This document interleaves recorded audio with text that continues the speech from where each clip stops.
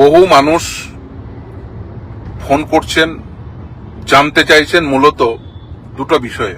এক, প্রচুর মানুষের নাম ডিলিট হয়ে গেছে, এখনো পর্যন্ত তারা কোনো সুরাহা পাচ্ছেন না বা পাননি। অনেকেই অনলাইন অ্যাপ্লিকেশন করেছেন, সেই অনলাইন অ্যাপ্লিকেশনে পরে তারপরে কি ঘটছে না ঘটছে সেই সম্পর্কে তারা ওয়াকিবহাল নয়, তারা কিছু জানতে পারেননি। আবার অনেকে অফলাইন অ্যাপ্লিকেশন করেছেন, সেই অফলাইন অ্যাপ্লিকেশনগুলো যেগুলো ডিস্ট্রিক্ট ম্যাজিস্ট্রেটের অফিসে জমা রয়েছে বা অন্যান্য অফিসে, এসডিও অফিসে, এসডিএম অফিসে, বিশেষ করে এসডিও অফিসে এবং ডিএম অফিসে, সেগুলো এখনো পর্যন্ত অনলাইন যে ডিএম অফিসের কর্মীরা করতে সমর্থ হননি। ফলে প্রচুর মানুষের এই মুহূর্তে এসআইআর নিয়ে একাধিক সমস্যা। কিছু মানুষ ইভেন এটাও রয়েছেন যে তাদের ফেট ডিসাইড হয়নি, আন্ডার অ্যাডজুডিকেশন রয়েছেন। আবার অনেকের ওই যে 28/2 নাম ডিলিট হয়ে গেছে, কিন্তু তারপরে তারা ডিস্ট্রিক্ট ম্যাজিস্ট্রেটের কাছে অ্যাপ্লিকেশন করেছেন, সেটা এখনো পেন্ডিং রয়েছে। আবার অনেকের সেটাও ডিসাইড হয়ে গেছে, সিইওর কাছে অ্যাপিল করেছেন, সেটা পেন্ডিং রয়েছে। এই ধরনের এত সমস্যা রয়েছে। যদিও ট্রাইব্যুনাল কিছু জনকে এখনো পর্যন্ত কিছু মামলা ডিসাইড করেছেন, কিন্তু অনেক মামলা পেন্ডিং। কলকাতা হাইকোর্টে কিছু মামলা করেছে, সেখানে এক্সপিডিশিয়াস হিয়ারিং এর নির্দেশ দিয়েছেন, তার সাপেক্ষে কিছু মানুষের নাম উঠেছে। এর আগে জানেন সুপ্রিম কোর্টে মেহতাব শেখ সহ কেজাবুদ্দিন, তাদের নাম সুপ্রিম কোর্টের নির্দেশের পরে ট্রাইব্যুনাল অ্যাডজুডিকেট করার পরে তাদের নাম ইনক্লুড হয়েছে। তার মধ্যে মেহতাব শেখ, আপনারা জানেন যে তিনি এমএলএ হিসেবে নির্বাচিত হয়েছেন, অর্থাৎ একজন মানুষ যার নাম ডিলিট হয়ে গেছিল তিনি আজকে বিধানসভার বিধায়ক। কংগ্রেসের যে দুজন বিধায়ক নির্বাচিত হয়েছেন তার মধ্যে একজন বিধায়ক মেহতাব শেখ, তার নাম কিন্তু ডিলিট হয়ে যাওয়ার পরেই তিনি সুপ্রিম কোর্ট পর্যন্ত গিয়ে মামলা করে তার নাম ইনক্লুড করতে সমর্থ হয়েছিলাম, তিনি এখন বিধায়ক। কিন্তু এই যে লক্ষ লক্ষ মানুষের নাম এখনো পর্যন্ত আন্ডার অ্যাডজুডিকেশন, তাদের মধ্যে অনেকে চাকরি করেন, তারা স্কুল শিক্ষক, অধ্যাপক, সরকারি বিভিন্ন পদে রয়েছেন, চিকিৎসক, একটা বড় অংশের মানুষজন যারা চিকিৎসক, অনেকের নাম এখনো পর্যন্ত ডিলিট হয়ে রয়েছে। বড় অংশের মানুষ, আজ প্রায় সর্বমোট 34 লক্ষ বা তার অধিক, খুব স্বল্প কয়েক হাজার এখনো পর্যন্ত অ্যাডজুডিকেশন হয়েছে। তাহলে বাকিদের নির্দিষ্ট টাইম বাউন্ড ম্যানারে এটা না করলে খুব মুশকিল, কারণ তাদের বিভিন্ন অসুবিধার মধ্যে আস্তে আস্তে তারা পড়ছেন, অসুবিধার সম্মুখীন হচ্ছেন দৈনন্দিন জীবনে, প্রাত্যহিক জীবনে। এই অসুবিধাগুলো দূর করার জন্য সর্বপ্রথম যেটা হওয়া প্রয়োজন সেটা হচ্ছে অ্যাডজুডিকেশন। ট্রাইব্যুনালের মাধ্যমে অ্যাডজুডিকেশন হতে বেশ কিছুটা সময় লেগে যাচ্ছে, কারণ 34 লক্ষ অ্যাডজুডিকেশন করতে বেশ অনেকটা সময় লাগবে। অলরেডি একজন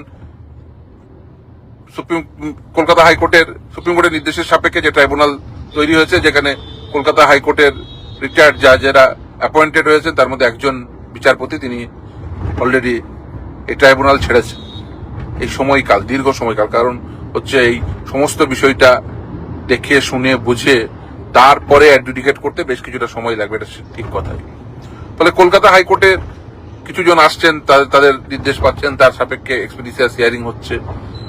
কিছু জন যাদের এখনো পর্যন্ত আন্ডার অ্যাডজুডিকেশনে আছেন তারা আসছেন, কিছু করার নেই আসা ছাড়া। কিন্তু সুপ্রিম কোর্ট এখনো পর্যন্ত এই ম্যাটারে, সুপ্রিম কোর্টের সামনে সেই ম্যাটারটি পেন্ডিং। ফলে সুপ্রিম কোর্ট এর আগের দিন যদিও এই কথা উঠে এসছে যে টাইম বাউন্ড ম্যানারে এটার অ্যাডজুডিকেশন করা হোক, সেটা যদি না হয়, তাহলে যদি সেটা 3 বছর, 4 বছর, 5 বছর লেগে যায়, তাহলে কিন্তু আরো ভোট চলে আসবে। শুধু ভোটটি বিষয় নয়, কারণ এটি একটি অত্যন্ত গুরুত্বপূর্ণ একটি ডকুমেন্ট হিসেবে, বিশেষ করে ভোটার কার্ড। কিন্তু ভোটার লিস্টে নাম না থাকলে যে কেউ একজন ভারতীয় নাগরিক না, এরকম ভাবার কোনো কারণ নেই। ভোটার লিস্টে নাম থাকুক বা না থাকুক, একজন ভারতীয় নাগরিক একজন ভারতীয় নাগরিকই থাকেন। আর ভারতীয় নাগরিকের নাগরিকত্ব ভোটার লিস্টে নাম আছে কি নেই এটা দিয়ে ডিটারমিন হয় না, এটা বুঝে নেওয়া, জেনে নেওয়া উচিত। যদি কেউ বলেন, যদি কেউ এটা বোঝানোর চেষ্টা করেন যে না ভোটার লিস্টে নাম নেই বা ডিলিট হয়ে গেছে মানেই তিনি ভারতীয় নাগরিক নয়, এটা কোথাও সিদ্ধ হয়নি। এই যে ভোটার লিস্টে নাম ইনক্লুশন বা এক্সক্লুশন, রংলি এক্সক্লুডেড হয়েছে। এই যে ধরুন মহতাব শেখ, তিনি আজকে বিধায়ক হলেন, তার মানে তার নামটি রংলি এক্সক্লুডেড হয়েছিল। ফলে রংলি এক্সক্লুশনের জন্য কারোর নাগরিক অধিকার খর্ব হবে, এটা কখনোই হয় না। কিন্তু এটাও ঠিক যে ভোটার লিস্টে নাম না থাকার জন্য অনেকে অসুবিধার মধ্যে পড়ছে, তারা টেনশনে আছেন, এটা স্বাভাবিক। ফলে আমার আর্জি থাকবে যে আরো একটু দ্রুততার সঙ্গে এই বিষয়টিকে দেখা, কারণ ট্রাইব্যুনালগুলো গঠিত হয়েছে সুপ্রিম কোর্টের নির্দেশে এবং সুপ্রিম কোর্টের সামনে time to time Kolkata high court সে তার রিপোর্ট ফাইল করছে, প্রধান বিচারপতি তিনি রিপোর্ট ফাইল করছেন। ফলে এই যে প্রশাসনিকভাবে তিনি এটি দেখছেন এবং টাইম টু টাইম সুপ্রিম কোর্টের সামনে রিপোর্ট ফাইল করছেন এবং সেই রিপোর্টের উপর ভিত্তি করে supreme court time to time নির্দেশ দিচ্ছেন। কিন্তু মূল বিষয়টি যেটা, সেটা হচ্ছে এই যে ভোটার লিস্টে নাম ইনক্লুশন, এটা একটা অ্যাডমিনিস্ট্রেটিভ ওয়ার্ক। এই যে সময়কাল লেগে যাবে, যে 34 লক্ষ মামলা, মানে 34 লক্ষ মামলার অ্যাডজুডিকেশন হতে কত সময় লাগবে আমি প্রত্যেকেই একটু আইডিয়া করতে পারছি। একটা মামলা অ্যাডজুডিকেশন কিভাবে হয়, কিভাবে করা উচিত, অপরচুনিটি অফ হিয়ারিং দিতে বলেছে সুপ্রিম কোর্ট। এখন যদি 34 লক্ষ মামলার অপরচুনিটি অফ হিয়ারিং প্রত্যেকের ক্ষেত্রে দিতে হয় তাহলে কতটা সময় লাগতে পারে। ট্রাইব্যুনালের নির্দিষ্টভাবে সেই মেকানিজম নিশ্চিতভাবে তৈরি করা উচিত, যেগুলো অ্যাডজুডিকেশন করা সম্ভব হচ্ছে অ্যাডজুডিকেশন করে দেওয়া, virtual mode as well as physical mode, কিছু লোকজনকে ডাকছে, এই সমস্ত কিছু করে যত দ্রুততার সঙ্গে সম্ভব, প্রয়োজন হলে শুধুমাত্র কলকাতায় নয় জেলাতেও সেটা ছড়িয়ে দেওয়া। যদিও এখন একটাই জায়গায় এই ট্রাইব্যুনাল, ফলে অনেকের অসুবিধাও হচ্ছে, যদি ফিজিক্যালি আসতে হয় তাদের অসুবিধা হচ্ছে, এটা ঠিক কথাই। অথবা মুর্শিদাবাদের একজন মানুষ বা জলপাইগুড়ির একজন মানুষ, বা মুর্শিদাবাদের একজন ভদ্রমহিলা, জলপাইগুড়ির একজন ভদ্রমহিলা, তার হয়তো সেই সামর্থ্য নেই, তাকে আসতে হচ্ছে। ফলে এই অবস্থায় দাঁড়িয়ে আছে নাগরিক অধিকার। আশা করব এটি অতি দ্রুততার সঙ্গে এই বিষয়টি পরিসমাপ্তি ঘটবে, অন্তত পক্ষে তারা তাদের যে অধিকার সেই অধিকার ফিরে পাবেন। ডিলিট যে করেছেন উইদাউট অ্যাসাইনিং এনি রিজন না দেখিয়েই এই যে সকলের নাম ডিলিট হয়ে গেছে, 34 লক্ষ মানুষের নাম, সেই মানুষগুলোর নাম যাতে অতি দ্রুততার সঙ্গে ওঠে সেই ব্যবস্থা সকলে মিলেই করতে হবে। আর একটা বিষয় যেটা এই মুহূর্তে দাঁড়িয়ে খুব চর্চার বিষয় হয়ে দাঁড়িয়েছে, সেটা হচ্ছে অবৈধ নির্মাণ। দেখুন, গোটা পশ্চিমবঙ্গ জুড়ে প্রচুর অবৈধ নির্মাণ হয়েছে তৃণমূল কংগ্রেসের আমলে। শুধু কলকাতা শহরেই তৃণমূলের আমলে প্রায় 4,500 অধিক জলাশয় ভরাট হয়ে সেখানে বিল্ডিং হচ্ছে। এগুলো সব অবৈধ নির্মাণ। এই অবৈধ নির্মাণগুলো মূলত তৃণমূল কংগ্রেসের বিভিন্ন স্তরের নেতাদের দ্বারা প্রমোটেড হয়েই তারা বিভিন্ন প্রমোটারের মাধ্যম দিয়ে এই কাজ করিয়েছে। শুধু অবৈধ নির্মাণ ভাঙতে গেলে হবে না, অবৈধ নির্মাণ যারা করিয়েছেন, অবৈধ নির্মাণ যাদের দ্বারা হয়েছে, তাদের বিরুদ্ধে আইনানুগ ব্যবস্থা গ্রহণ করা এটা আশুকর্তব্য। অবৈধ নির্মাণ করেছেন কারা? দেখুন, অবৈধ নির্মাণ এটা ডেমোলিশ করা এটা আইনগত বিষয়, এবং সেক্ষেত্রে নোটিশ দিয়ে, অপরচুনিটি অফ হিয়ারিং দিয়ে তারপরে সেই অবৈধ নির্মাণ ভাঙা, এটা আইনগত বিষয়। কিন্তু এই অবৈধ নির্মাণ হলো কি করে? এই গোটা কলকাতা শহরে গত 15 বছরে যে পরিমাণ অবৈধ নির্মাণ হয়েছে, আসলে এই অবৈধ নির্মাণগুলোকে প্রমোট করেছে কারা? তাদের বিরুদ্ধে ব্যবস্থা গ্রহণ করতে হবে। কেউ স্কয়ার ফুটে নিয়েছে, কেউ গ্যারেজ নিয়েছে, বিল্ডিং উঠলে কারোর নাম হয়েছে গ্যারেজ মজুমদার, কারোর নাম হয়েছে স্কয়ার ফুট সেন, আপনারা প্রত্যেকেই তাদের জানেন। কেউ কোনো কাউন্সিলর কলকাতা মিউনিসিপাল কর্পোরেশনে ঢুকছে 3 কোটি টাকার গাড়ি নিয়ে, কোথা থেকে এসছে? এই সমস্ত অবৈধ নির্মাণ থেকে এসছে।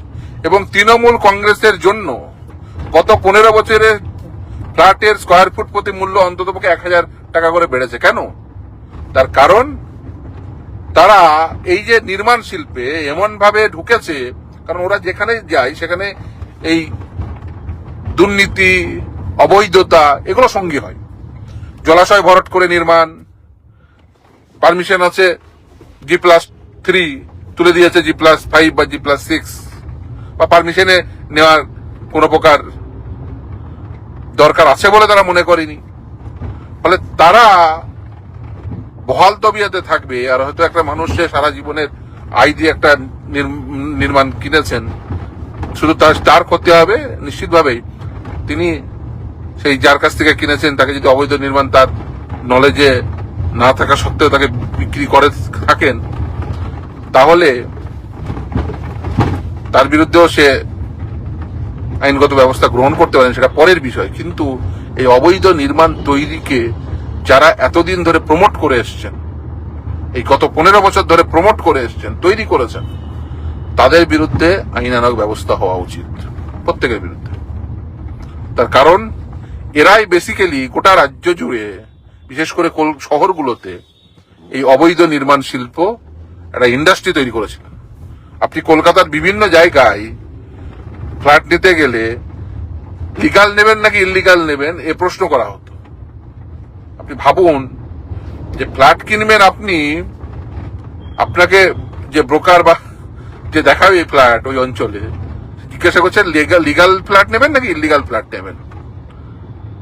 এটা কেন? তার কারণ তৃণমূল কংগ্রেসের আমলে এরা এই অবৈধ নির্মাণ করে ফুলে ফেপে উঠেছিল, আর এটাকে প্রমোট করত তৃণমূল কংগ্রেসের বিভিন্ন স্তরের নেতারা। আজ তারা কাউকে এলাকায় পাবেন না, তারা কেউ এলাকায় মানে বেরোচ্ছেনই না, বাড়ি থেকে ইনফ্যাক্ট বেরোচ্ছেন না। হয়তো জিতেছেন, তারপরেও বেরোচ্ছেন না। কেন?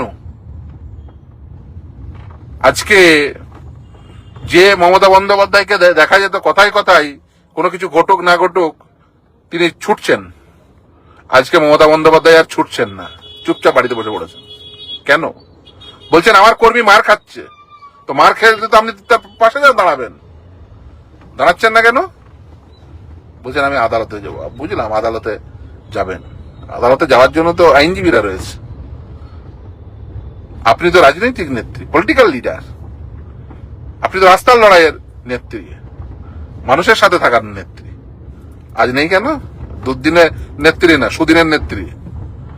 আসলে মমতা বন্দ্যোপাধ্যায় ছিলেন দুদিনের নেত্রী, তারপর সুদিন দেখে নেওয়ার পরে আর এমন দুর্নীতি করেছেন, আর বাড়ি থেকে বেরোতে পারছেন না, এক পা হাঁটতে পারছেন না,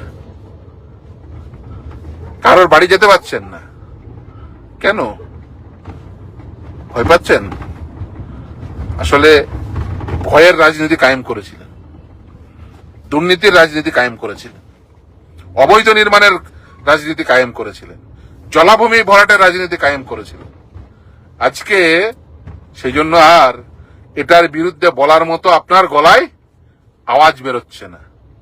আজকে আপনার দলের নেতা নেত্রীরা তারা কেউ, আর তার কর্মীরা যদি মারও খায় তার পাশে গিয়ে দাঁড়াতে পারছেন না। আপনার দলটা থাকবে? আমি সেই জন্য অনেকদিন আগেই বলেছিলাম যে এই দল থাকার মতো পরিস্থিতি থাকবে না 4 তারিখের পরে, এবং এক্স্যাক্টলি সেটাই ঘটেছে। যারা ওদের হয়ে গলা ফাটাতো তারা আজ আর গলা ফাটানোর বদলে আজকে তৃণমূল কংগ্রেসের বিরুদ্ধে বলছে। কেন? কারণ তৃণমূল কংগ্রেস যতদিন ক্ষমতায় ছিল বিরুদ্ধে বললে তো জেলে পড়বে, ভয়ে ছিল। আর তৃণমূল কংগ্রেস গেছিল যে যদি কিছু কামিয়ে নেওয়া যায়, কেউ পেরেছেন কেউ পারেননি, বা মানে পেরেছেন সকলে কম বেশি, কারোর একটু বেশি হয়েছে কারোর একটু কম হয়েছে। আর আজকে দল ক্ষমতায় নেই, সঙ্গে সঙ্গে পাল্টি যারা এখন বড় বড় বিপ্লবী হয়েছেন, এদের বিপ্লব কারোর বিপ্লব 4 তারিখের ওই দুপুর 12টার আগে ছিল না, সব 4 তারিখের দুপুর 12টার পরের বিপ্লবী। এগুলো সব ধান্দাবাজ। তৃণমূল কংগ্রেস কেউ ধান্দা ছাড়া তৃণমূল কংগ্রেস করে এরকম লোক পাবেন না। আপনি ভারতবর্ষের অন্যান্য রাজনৈতিক দলে আপনি ধান্দা ছাড়া রাজনীতি করে এরকম লোক খুঁজে পাবেন, কিন্তু তৃণমূল কংগ্রেসে পাবেন না। যাই হোক, ইন দ্য মিনওয়াইল বেশ কিছু ঘটনা ঘটেছে, বিশেষ করে এই যে SC ST OBC সার্টিফিকেট প্রদান, কলা পাতার মতো বিলিয়েছিল। নিয়েছিল টাকা আর বিলিয়েছিল। দেখুন, এই এসসি এসটি সার্টিফিকেটের যদি প্রপার স্ক্রুটিনি হয়, আমার বিশ্বাস মোর দ্যান 90% ক্যান্সেল হবে, বাতিল হবে। আর সেগুলোকে নিয়ে কতজন যে চাকরি পেয়েছে সেটা আগামী দিনে প্রমাণিত হবে। এই এসসি এসটি ওবিসি পিএইচ সহ একাধিক সার্টিফিকেট নিয়ে, 2 নম্বরই সার্টিফিকেট নিয়ে কতজন চাকরি নিয়েছে সে আগামী দিনে প্রমাণ হবে। আমি প্রথম দিন থেকে বলে আসছি, জুডিশিয়াল এনকোয়ারি কমিশন তৃণমূল কংগ্রেসের আমলে যে নিয়োগ হয়েছে, সেই নিয়োগ দুর্নীতি আনাত করার জন্য এই সরকারের উচিত জুডিশিয়াল এনকোয়ারি কমিশন তৈরি করা, প্রাক্তন বিচারপতিদের দিয়ে একটা স্পেশাল টিম তৈরি করুন, দিয়ে জুডিশিয়াল এনকোয়ারি কমিশন বানান। ও কত সাদা খাতার বিডিও, সাদা খাতার এসডিও, সাদা খাতার অনেক কিছু ধরা পড়বে। শুধু কি সাদা খাতার শিক্ষক রয়েছে নাকি? মমতা ব্যানার্জির অনুগ্রহে, অনুপ্রেরণায় সাদা খাতার যেমন শিক্ষক ছিল, মমতা ব্যানার্জির অনুপ্রেরণায় সেরকম সাদা খাতার ভিডিও ছিল। সাদা খাতার হয়তো WBPS ও পাবেন। ফলে এই যে পুরো বিষয়টি তদন্ত করতে হবে জুডিশিয়াল কমিশন বসিয়ে, এনকোয়ারি কমিশন বসিয়ে। সেটা যদি হয় তাহলে কিন্তু আগামী দিনে অনেকের অনেক কিছু বেরিয়ে আসবে, এবং এগুলো যারা ঘটিয়েছিল শাস্তি তাদেরকেও দিতে হবে। কারণ তারাই হলো আসল কালপ্রিট, তারাই বেসিক্যালি আসল বেনিফিশিয়ারি এই দুর্নীতির। হয়তো কেউ একটা চাকরি পাওয়ার জন্য কোথাও কিছু টাকা দিয়েছে, কারণ মমতা বন্দ্যোপাধ্যায়ের এই সিস্টেমটাকে কায়েম করেছিলেন, মেধার ভিত্তিতে নয়, অর্থের ভিত্তিতে চাকরি হবে। যাই হোক, আগামী দিনে নিশ্চিতভাবে অপেক্ষায় থাকবো যে কত চাকরি বাতিল হয়, এবং সেই স্থলে যারা যোগ্য ছিলেন, পার্টিসিপেট, তাদের প্রত্যেককে চাকরি দিতে হবে। যারা এতদিন ধরে মামলা লড়ছেন, যারা এতদিন ধরে লড়াই করেছেন, যারা এতদিন ধরে বঞ্চিত এই মমতা বন্দ্যোপাধ্যায়ের জন্য, যাদের অর্থ ছিল না কিন্তু মেধা ছিল, তাদের প্রত্যেককে চাকরি দিতে হবে। এবং শুধু তাই না, আগামী দিনে এই পুরো সিস্টেমটাকে আবার নতুন করে তৈরি করতে হবে। তার কারণ সিস্টেমের মধ্যে এমন একটা দুর্নীতিপূর্ণ ব্যবস্থা তৈরি করেছিলেন যার ফলে অনেক জায়গায় ঘুণ ধরেছে। সেই ওখানে নির্দিষ্টভাবে এই ঘুণ ধরা অংশগুলোকে ছেটে ফেলতে হবে। যারা যারা এই দুর্নীতিগ্রস্ত পদ পেয়ে এসে ওই পদগুলোতে বসেছে তাদের সব ছেটে ফেলতে হবে। তার স্থলে যারা যোগ্য ছিল তাদেরকে দিতে হবে, তাদেরকে কম্পেনসেট করতে হবে, তাদেরকে ওই স্থলে বসিয়ে তাদের সঠিক মর্যাদা দেওয়া। এটা কিন্তু আগামী দিনে নিশ্চিতভাবে আমরা অপেক্ষায় থাকবো, সেটা ঘটবে। এবং আস্তে আস্তে অলরেডি এই যে এসসি এসটি ওবিসি সার্টিফিকেট যাচাই বাছাইয়ের মাধ্যম দিয়ে অনেক কিছু বেরিয়ে আসবে, এই প্রত্যাশা থাকলো। আশা করি আগামী দিনে আরো কিছু দেখতে চলেছে, এবং বিশেষ করে এই জুডিশিয়াল এনকোয়ারি কমিশন বসে এই সমস্ত নিয়োগে আবার যাচাই বাছাই করতে হবে। ধন্যবাদ।